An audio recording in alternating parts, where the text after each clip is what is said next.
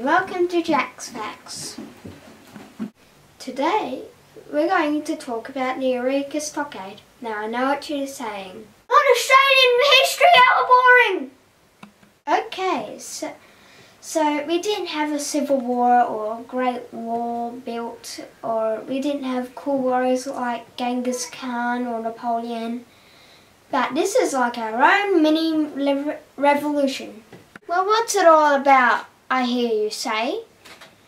Well, it was 1854 in the Victorian town of Ballarat, a large mining town just north of Melbourne.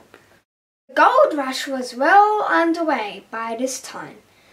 The gold mines was a booming business. The government introduced mining license as a way to make money for themselves. And to maintain the fields, they also used the licenses to limit the amount of people who could mine for gold. The government, however, keeps putting the prices of the license up. The the businessmen, and other people who relied on the miners to make money for themselves became more angry about this. For many years there had been growing unrest due to corruption and problems between the goldfields and commission and the police and the miners. As unrest increased, more police came into the fields. On the 7th of October 1854, a miner named Scooby was beaten to death because he had broken a window in the Eureka Stockade. In the Eureka Hotel. The owner of the hotel was later found not guilty, and this made matters worse between the miners and the authorities.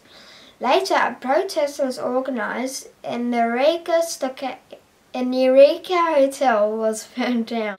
The miners began to organise themselves. The three leaders were Mr. Black, Mr. Hollyoake and Mr. Humphrey.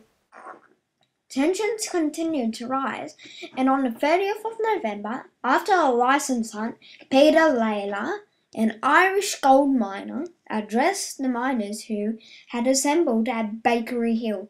A course of action was decided on, and out of this, Lalor and Black became the main leaders. They enclosed about 1 acre of land at the Eureka Lead. Lalor and as a commander-in-chief, ordered the defending of the stockade. On the morning of the 3rd of December 1854, troops attacked the stockade and overran it. The miners defended the stockade. However, 1.5 hours later, the battle was over. 30 miners were dead, 114 prisoners, and many were wounded. Only 5 soldiers were killed, plus 10 were wounded. After Eureka Stockade, vote for miners was granted. Better representation in the government. One of the main issues for miners had been that they had to pay high taxes and licenses fees, but had little to no say in the government or who was elected. Many believed that Eureka Stockade was a starting point for Australian democracy, as well as giving a start to the modern labour or movement of unions.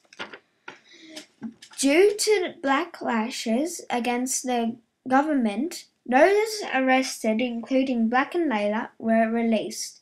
Lalor late became involved in politics himself. And now it's time for the mystery box. What do we have here? It's Peter Lalor's arm.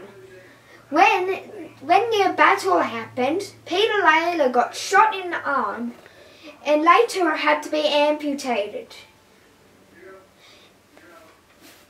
and someone threw it down a shaft so those police can't find it. Say hi. That's all today from Jack's Facts. Thanks for watching.